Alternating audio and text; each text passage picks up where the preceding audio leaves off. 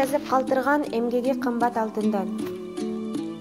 Баа жеткис илимий эмгектерди, китептерди кийинки муунга калтырган, илимдин артынан сая түшкөн, тилди ийне жибине чейин иликтеген илимпоз Хусейин Карасаевдин басып өткөн өмүр жолун өрнөктүү, даңазалуу жол деп билебиз. Окумуштуунун тарыхты таасын билип, көптү көргөн көсөмдүгү, залкар эмгектери кыргыз эли үчүн мурас болуп калганы өмүрүн текке кетирбей жашап өткөнүн айгинелеп турат. Лексиколог жана лексикограф, агартуучу адабият таануу боюнча окумуштуу Хусейин Карасаев 1901-жылы 5-январда Ысык-Көл облусунун Түп районундагы Токтаян айылында жарык дүйнөгө келген. 1914-1916 жылдары Караколдогу Орус Түзем мектебинде билим алган, мугалиминде өзүнүн зиректиги байкалып, Пушкиндин ырларын жатка айткан.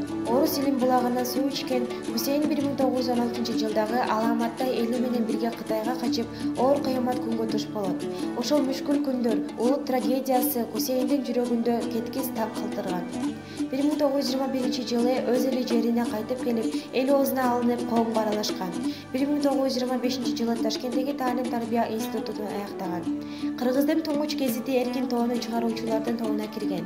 Элдин сапатсыздыгын жоюуга жардамчы болгон. Жаңылык китебин Ишеналы Арабаев экөө жазышкан. Фольклор жыйноодо да катуу киришкен. Саякбай Каралаевдин айтуусунда Манас эпосун жазып алууну уюштурган. Ал Константин Юдахин менен биргеликте орусча-кыргызча сөздүгүн түзгөн. Ошондой эле орфографиялык сөздүктү Камус Намы, Манас сөздүгүн Накыл сөздүк, 2 томдук Карасай сөздүктөрү канчалык үзүрлүү экени талашсыз. Бул сөздүктөрдү пайдаланууда сөздөрдүн түпкү чыгышын, түз жана өтмө маанилерин, эне тилибиздеги көнөргөн сөздөрдү түшүнүүнүн ачкычы болуп көркөм адабиятта көрүнгү катары жашап келет. 1937-38 жылдары куугунтукка кабылып, Касым Тыныстановдун шакирти делинип, илимий ишинде сөздүктү түзүү чыгарууда чоң тоскоолдукка учурап, маселе татаалдашып кеткен. Партияны тазалоо учурунда 3 ай камакта отуруп, бошонуп келгенден кийин беделине зак кетип, түрмөгө түшкөн дешип, көп нерселерге аралаштырбай четтетилип калган.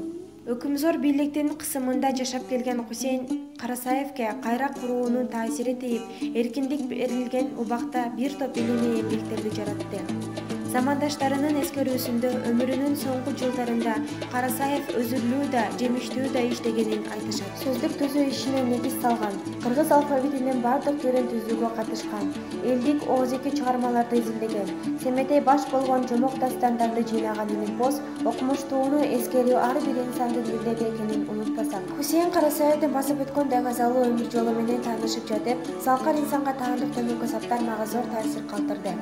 Алладан тилегеним үчөө гана: биринчи ден соолукта эсенчилик, экинчи берекелүү кененчилик, үчүнчү жалпы элиме бейпилдик деген осуятты жашап, эмгеги эскерилип турса экен дейм. Мен да ошол илимпоздун тилеги ишке ашып, ар бир кыргыз жарана ден соолукта болуп, бейпил турмушта кененчиликте жашаса экен демекчимин. Ал кишинин көзү өтсө да эмгектери эл арасында жашай берет.